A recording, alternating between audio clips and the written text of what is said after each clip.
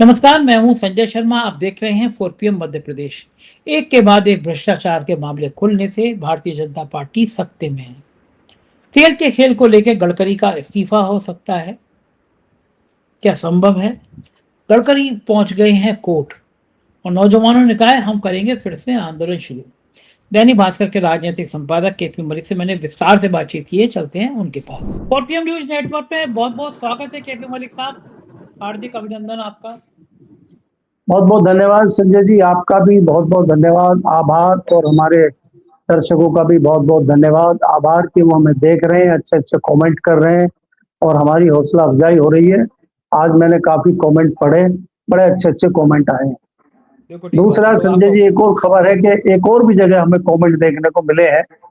अब हम लोगों से कई बार इस तरह की चीज हो रही थी, बड़ी धमकी हमें आज आई है, हम भी आपकी श्रेणी में शामिल हो गए हैं। 2 करोड़ का जो है मानहानि के दावे की धमकी मिल गई है। दो अब करोड़ आप तो क्या, मतलब हमारी औकात 2 की है, आपको तो 10 की मिलती है ना भाई साहब, छोटे व्यक्ति हैं तो 2 करोड़ का आपको कहाँ है। अभी आपको आपको अभी कहानी पूरी नहीं पता। बम्बई के हाँ नहीं। बम्बई के एक डॉन साहब हैं, मोहित काम्बोज नाम है उनका। मुख्यमंत्री जी। को गोदी में उठाकर मोदी मोदी मुख्यमंत्री को गोदी में उठाकर डांस करते हैं। मैंने उनकी जी। जरा जन्म पत्री एक दिन बोल दी थी, तो जन्म हम्म, पत्री हम्म, बोल दी, बड़े साहब को लगा कि मैं मुंबई का राजा, इसकी औकात क्या। उन्होंने मुझे हम्म। 1,000 करोड़ का मानहानि का नोटिस भेजा, 1,000 करोड़। ओह। भारत के इतिहास का सबसे, और मैं इतना ये तो खुश अच्छा इतना है। खुश मैं इतना खुश, मैंने कहा ये हुई ब्रांडिंग की बात कि भाई एक हाँ, हजार करोड़ का उठाया, इतिहास के पन्नों में दर्ज होगा। और मैं कब बहुत से बढ़िया। इंतजार कर रहा हूँ, मैंने मेरे वकील हैदर भाई ने जवाब तो दे दिया, और मैं तब से इंतजार हाँ। कर रहा हूँ कि मोहित भाई आए, अदालत में मुकदमा शुरू करें, कार्रवाई शुरू हो, हम्म। कुछ मजेदार चीजें हैं, तो फिर बधाई आपको कि आप पे भी करोड़ों के नोटिस आने शुरू हो जाएंगे कुछ दिनों बाद। सही है जी जी, ये लेकिन हमारा लेकिन हम जब और आप। उसमें लेकिन जब जब उसमें हमने कमेंट पढ़े तो हद हो गई कि एक भी कमेंट उनके पक्ष में नहीं है। आप सोचिए, 99.99 पक्ष में हमारे। और कहा कि भाई मलिक साहब डरना नहीं है, ये नहीं है। और बड़ी अच्छी अच्छी बातें लिखी हुई हैं। और गोदी मीडिया की इतनी, मुझे लग रहा है इतनी छीछा लेदर उनकी ट्वीट करने में नहीं हुई जितनी उन लोगों ने कर दी उनकी। मलिक साहब, पिछले महीने 22 करोड़ व्यू आए हैं चैनल पे। जी जी जी, वो तो हमने कल डिस्कस भी किया था। उसमें से अगर आधे के आधों ने भी आपको 1-1 रुपए दिया, या मुझे 1-1 जी रुपए जी दिया, तो ही हम जी लोग जी जी 10 साल तक मुकदमा लड़ते रहेंगे, कोई समस्या नहीं है। जी जी जी, नहीं नहीं, मुकदमे चलिए वाले भी फ्री में आ जाते हैं। नहीं नहीं संजय जी, इसी में आप मैं तो बाद में आपको बताता, लेकिन पहले ही बता देता हूँ। ऐसे लोगों की कमी नहीं है संजय जी, ऐसे ऐसे लोगों के फोन आते हैं, इतने लोगों के फोन आते हैं। अरे भाई, हम हिम्मत करके बोल रहे हैं, हमारे अंदर जो हिम्मत आती है वो बहुत सारे दर्शक और बहुत सारे देशभक्त बैठे हुए हैं। ऐसा थोड़ी है चंद लोग नचनिया और ये जो चंद लोग हैं इनकी वजह से देश चल रहा है। आज आपको शायद जानकारी नहीं है, कपिल सिब्बल ने घोषणा की है, 1 करोड़ रुपए का चंदा दिया है सीजीआई की लीगल टीम को।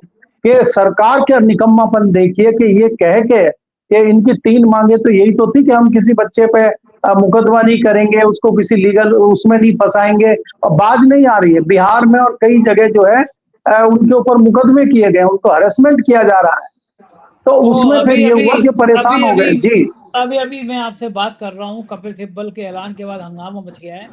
अभी अभी कुछ मिनट पहले बिहार सरकार ने सभी एफआईआर वापस ले ली हैं। बहुत छात्रों को डर गई है ना सरकार, उन्होंने कहा कि हम दोबारा आ रहे हैं सड़कों पर, रोकना हमें। नहीं तो किया ही अगर क्यों था? आप देखिए ना कि क्या जल्दी लगी हुई है, 2 दिन हुए नहीं है खत्म करने के, आप जल्दी पड़ी है एफआईआर करने की। अरे कहाँ एक इनकी एक से ताली से गोली चल रही है बिहार में, एक एक से ताली से छात्रों पे हाँ गोली चल रही है। बिल्कुल। और निर्लजता दिखाई दे रही है इनके सामने।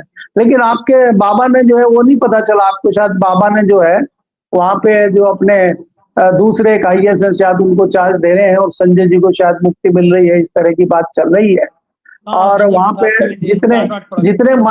जितने मान्यता प्राप्त पत्रकार हैं, उनके किस किस के ऊपर मुकदमे हैं या सरकार ने केस किया, उसकी सूची मांगी गई है। अब आप देख अच्छा, लीजिए, आप भी मान्यता प्राप्त है कि नहीं है यूपी में, कि सूची में नाम मैं आपका तो तो नहीं है। मानता प्राप्त पत्रकारों की कमेटी का वाइस प्रेसिडेंट था।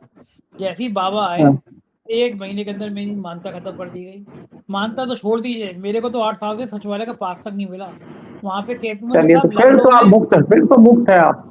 केपी मलिक साहब लखनऊ में जो अंडे का ठेला लगाते हैं, जो सब्जी का ठेला लगाते हैं, जो दारू बेचते हैं, वो सब अधिक, उनमें से कई मान्यता प्राप्त पत्रकार हैं जो जी जी। पत्रकारिता करते हैं, उनके सचिवालय पास तक नहीं है। मैं घमंड नहीं कर रहा, लेकिन मैं पिछले 3-4 सालों से देश में नंबर 1 हमारा चैनल है, लेकिन हमें सचिवालय पास भी नहीं है, वहाँ के हम जाके अंदर से जाके खबर ना ले आए, कह रहे हमें चाहिए भी नहीं है, खबरें ढेर ढेर वैसी मिलती रहती हैं। अच्छा, जब आपने मुकदमे की बात शुरू की है, तो बात रोचक बात यह है कि जैसे ही धर्मेंद्र प्रधान का इस्तीफा हुआ, नितिन गडकरी के डॉक्टर जो हैं वो अपना टेम्परेचर और बीपी भी नापने उनके घर पहुंच गए, सुना जाता है, क्योंकि लोग कहने लगे अगला निशाना गडकरी है।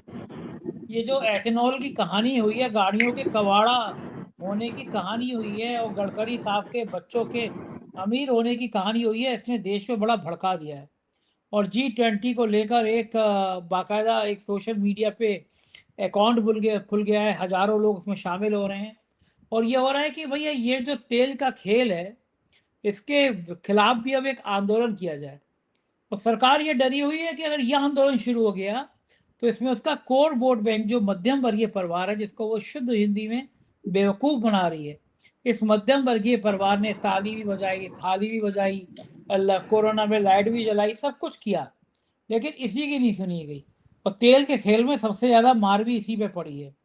अब गडकरी साहब सुना है बम्बई हाई कोर्ट पहुंचे हैं, और हाई कोर्ट में कहा ये सोशल कंटेंट, मीडिया पे जो कंटेंट मेरे खिलाफ आ रहा है, इसको हटाया जाए। यानी प्रधान के इस्तीफे के बाद डर का ब्लड प्रेशर गडकरी जी का टाइट हो गया। तो क्या ये तेल के खेल पे एक बड़ा आंदोलन, छात्रों के आंदोलन की तरह तैयार हो सकता है? क्या लगता है आपको? संजय जी, आप देखिए, इसको थोड़ा अगर हम गवई अंदाज में कहें और या सीधे अपने ठेठ अंदाज में कहें, शेर के मुंह खून लग गया है। जिस आसानी से, जिस मजेदार तरीके से, जो जिसको भारी भरकम पत्थर पहाड़ माना जा रहा था, उसको उखाड़ फेंका धर्मेंद्र प्रधान जैसे व्यक्ति को। वो बात अलहदा है कि आज उनका पार्लियामेंट में बड़ा स्वागत सम्मान किया गया, और उनको परंपरागत जो है वहां की टोपी, वहां की पगड़ी पहनाई गई पार्लियामेंट में। अब हमें ये समझ में नहीं आया कि भारतीय जनता पार्टी के जो विद्वान सांसद हैं, वो अखिलेश यादव को या राहुल गांधी को वहां जलाना चाहते थे, या जो देश के युवा जंजी हैं उनको एक मैसेज देना चाहते थे कि क्या उखाड़ लिया तुमने, क्या बिगाड़ दिया। तो ये तो बाद में रिजल्ट आएगा इस बात का। तो लेकिन इनकी जो है बेशर्मी की पराकाष्ठा ये जताती है कि इनको कोई फर्क नहीं पड़ रहा है कि धर्मेंद्र प्रधान का इस्तीफा हो गया, और बेशर्मी से उनका स्वागत पार्लियामेंट में कर रहे हैं। दूसरी बात यह है कि आप जो गडकरी जी की बात कर रहे हैं, इसमें कोई दो राय नहीं है संजय जी के देश का, चाहे मध्यम वर्गीय हो, चाहे गरीब वर्ग हो, और चाहे मैं कह रहा हूं धनाढ्य वर्ग भी हो। भाई, पेट्रोल इतना महंगा है, आप सोचिए, आपकी पेट्रोल की कई सारी वैरायटी आपने बना दी है, कैटेगरी बना दी है। आज ही मैं पेट्रोल डलवाने गया तो उसने कहा जी कौन सा लेंगे, हमने कहा भैया स्पीड क्या है, तो बोला जी स्पीड में तो सबसे अच्छा रेट है, 111 रुपए 11 पैसे है हमारे यहाँ पूरा, ना लेता भूल कोई, ना देता भूल, आपको चिंता ना करिए, आप भरवाइए गाड़ी में। तो 111 रुपए में हमें स्पीड मिला है, और उसमें भी मुझे लगता है कि हो सकता है एथेनॉल की थोड़ी बहुत तादाद हो। अब मुझे नहीं पता उसमें कितनी मिलावट होती है कि नहीं होती है, लेकिन E20 लोगों को मजबूरी में डलवाना पड़ रहा है।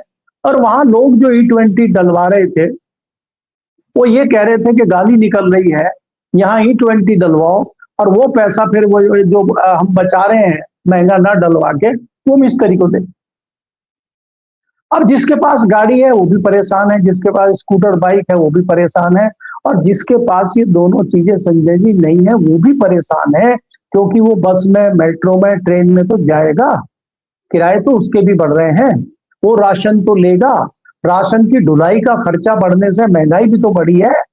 अगर हम आकलन करते हैं पिछले कुछ महीनों में, मोटा मोटा आकलन करते हैं, तो खाद्य पदार्थों के 20 से 25% रेट बढ़ गए हैं पिछले कुछ दिनों में। ये महंगाई जो हो रही है, और आपकी आमदनी बढ़ नहीं रही है, तो आम आदमी क्या करे, मध्यम वर्गीय क्या करे?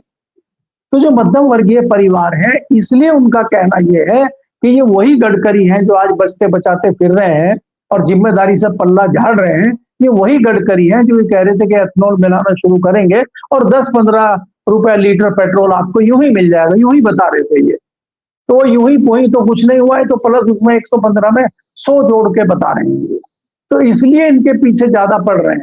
नहीं तो देखिए हमारे जो है पान खा के बढ़िया मजा कर रहे हैं हमारे पेट्रोलियम मिनिस्टर, कोई पूछ ही नहीं रहा, बस एक बार लपेटा उनको कि भाई वो स्टीम फिस्टीम, और यहाँ पे जो है 10% लोगों ने स्टीम फिस्टीम करके उनको छेड़ा, 99% लोगों की समझ में ही नहीं आया क्या होता है स्टीम, और वो बढ़िया मजे में बैठे, उनको कोई दिक्कत नहीं है। एथनॉल हो, E20 हो, E85 हो, E10 हो, उससे कोई फर्क नहीं पड़ रहा उनको, कोई सवाल नहीं पूछ रहा उनसे, वो बढ़िया मजे में है। गडकरी को दबाए घूम रहे हैं लोग, नुकसान भी गडकरी का होगा।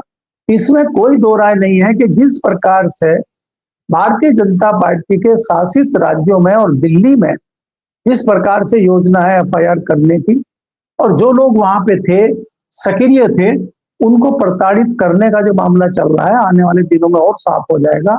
तो ये भी हो सकता है कि जेनजी वापस लौट आए।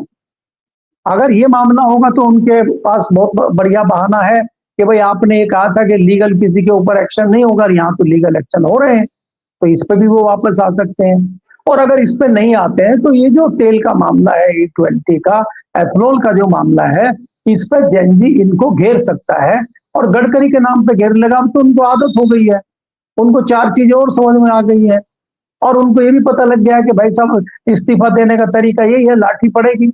अब मैंने आपको ये भी एक चीज बताई थी ना संजय जी के, आपने जो CRPF को बॉर्डर के राज्यों से बुलाया था, उन्होंने हाथ खड़े कर दिए थे कि हम अपने बच्चों पे, हम अपने नागरिकों पे बिल्कुल लाठीचार्ज नहीं करेंगे, बिल्कुल हम इनको बल प्रयोग नहीं करेंगे, हम आपको बचाने के लिए अपनी जान दे देंगे। नेताओं को खतरा था कि हमें पीट भी सकते हैं, मार भी सकते हैं, अगर ये पार्लियामेंट में आ सकते हैं तो कोठी में भी घुस सकते हैं मंत्रियों की, तो उससे बचाव के लिए हम आपकी रक्षा करेंगे, लेकिन हम नागरिकों के ऊपर, छात्रों के ऊपर बल प्रयोग नहीं करेंगे, साफ कह दिया CRPF ने।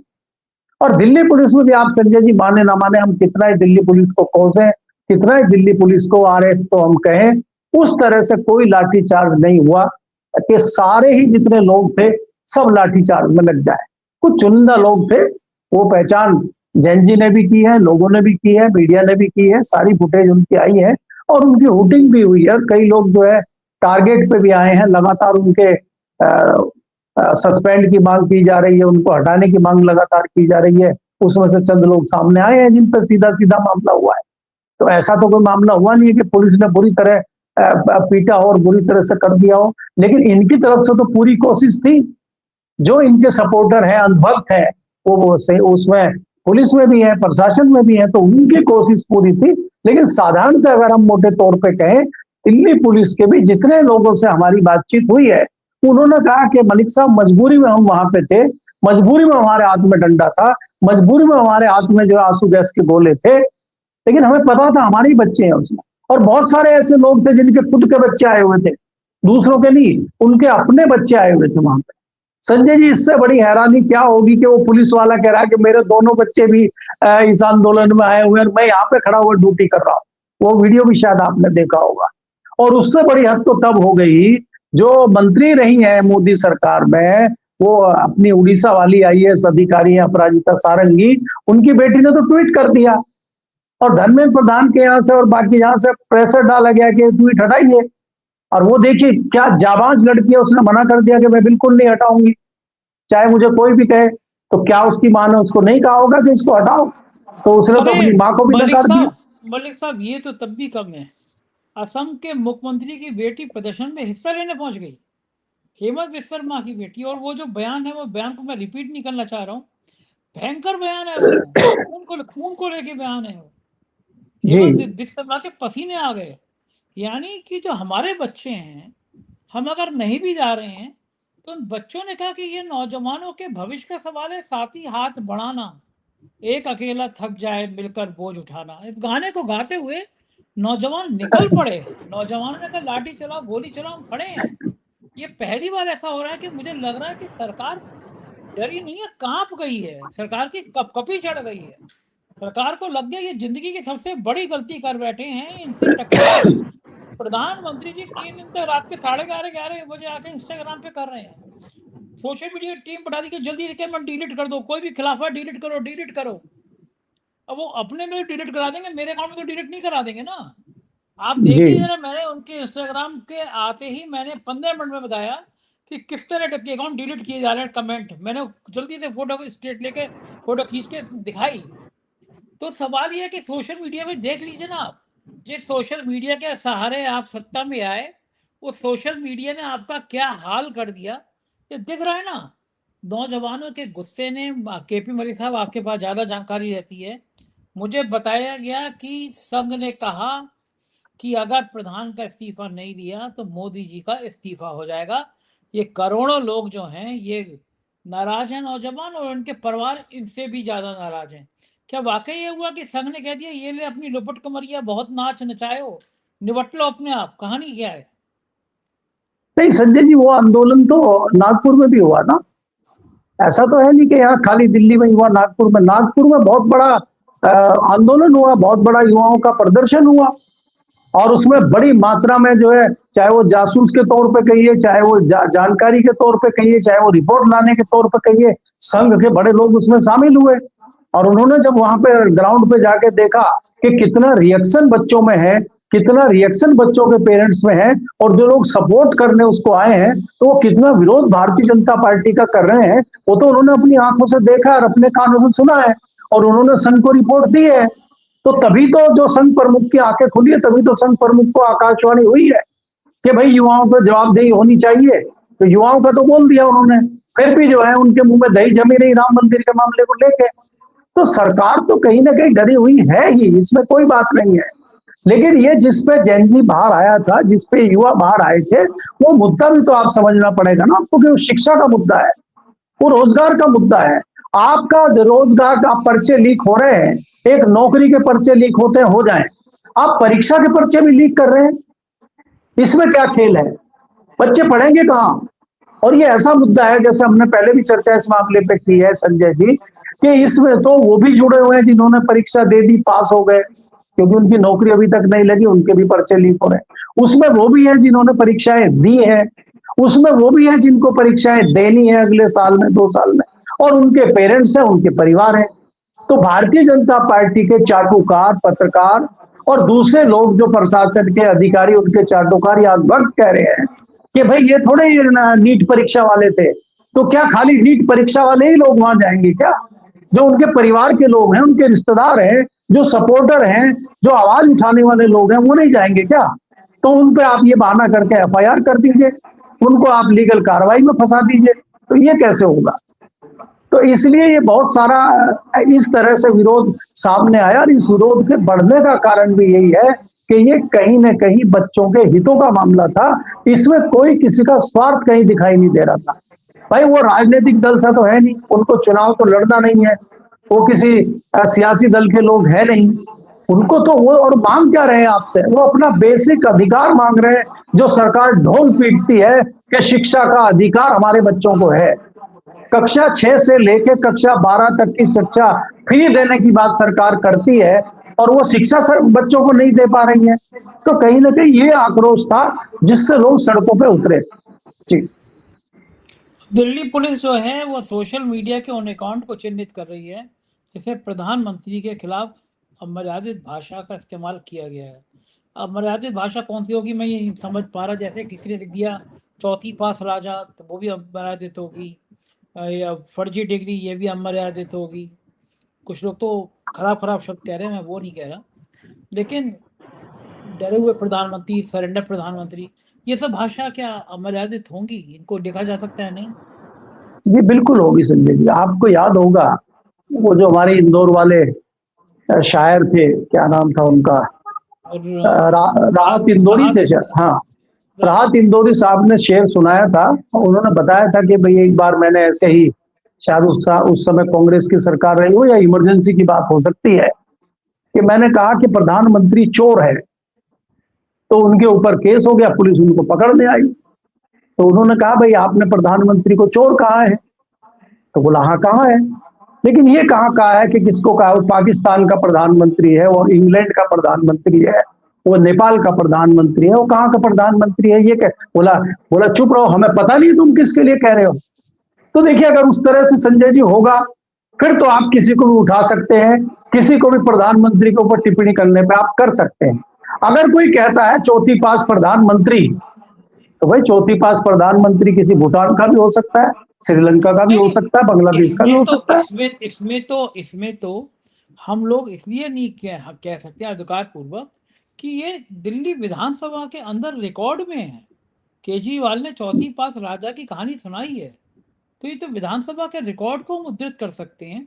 अब इतना भी संजय जी, पाबंदी होगी? संजय जी चौधरी उनसे अरविंद केजरीवाल से विद्वान तो उनके एमएलए हुआ करते थे, वो तो उससे भी आगे चले गई, तो उन्होंने सीढ़ी प्ले कर दी थी। कपिल तो मिश्रा कहाँ है आपको मालूम है ना आजकल कहाँ है वो? मंत्री बन वो गए। कमाल है, हाँ मोदी जी वो का कलेजा हाँ है। वो मोदी जी वो प्रधानमंत्री पे टिप्पणी करने के लिए कहीं तिहाड़ में या कहीं उस जेल में नहीं गए जहाँ पे वो कौन सा राजस्थान का जो क्रिमिनल है वो बंद है वहां की जेल में, गुजरात की, उसमें नहीं गए वो कपिल मिश्रा जी, वो कहीं हो रहे हैं आज, मंत्री का मजा ले रहे हो। तो यहाँ अब ये भी हो सकता है कि आप मंत्री पे, प्रधानमंत्री जी पे कोई बड़ी टिप्पणी करें, तथ्यों के साथ करें, अच्छी करें, तो कल को मंत्री में भी नंबर आ सकता है। ये तो कोई वैसे छोटे मोटे जो है जो जिन्होंने कमेंट वगैरह कर दिए उनके लिए धमकियां हैं। इसमें भी संजय जी क्या होगा कि पुलिस हो चाहे आपकी अदालतें हो, वो हरेसमेंट तो कुछ दिन कर सकती हैं। वो आपने 4 चक्कर लगवाएंगे, लेकिन 4 चक्कर के बाद जज भी कह देगा ये तो कुछ बनता ही नहीं मुकदमा, और जाइए हमने आपको बरी किया। तो क्या हुआ, आपने 6 महीने धक्के खिला दिए, रिजल्ट जीरो। तो ये तो हो सकता है, लेकिन उसका कोई परिणाम निकलेगा ये 99% मैं कह सकता हूं कि उसका कोई परिणाम नहीं। आप उस पर चार्ज लगा ही नहीं सकते, साबित ही नहीं कर सकते। आप मुझे बताइए, जो व्यक्ति वहां खाना खिला रहा था, जो व्यक्ति वहां पे खाना बांट रहा था, आप उसको किस अपराध के तहत जेल में डालेंगे, किस अपराध के तहत आप फांसी की सजा उसको कराएंगे, बताइए। लेकिन आप अभी उस पर केस करके उसको जेल डाल देंगे, कुछ दिन जेल में रहेंगे वो, फिर वो उनका मुकदमा चलेगा, तो उनको आप 4-6 महीने अरेस्ट कर सकते हैं, लेकिन अल्टीमेटली उनको बरी होना है। तो ये तो सरकार कर सकती है। तो सरकार उस पीरियड तक रहेगी नहीं रहेगी, कितना रहेगी, क्या रहेगी, वो बहुत सारी चीजें हैं। तो हरेसमेंट आप तत्काल कर सकते हैं, लेकिन लंबे समय में इन मुकदमों से कुछ निकलने वाला नहीं है।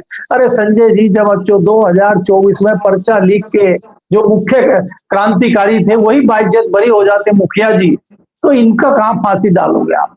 मोदी जी ने फास्ट ट्रैक बनाई है, आज उसकी पहली तारीख थी, उसमें सीबीआई के वकील साहब ही नहीं आए, उनको 10 लग गए। तो ये तो इनकी फास्ट ट्रैक है, आप किसकी बात कर रहे हैं? ये सजा करा पाएंगे? ये सच्चे लोगों को सजा करा पाएंगे? ये चोरों को तो सजा करा नहीं पा रहे हैं, ये भले आदमियों को सजा करा पाएंगे? कहां से लाएंगे सबूत?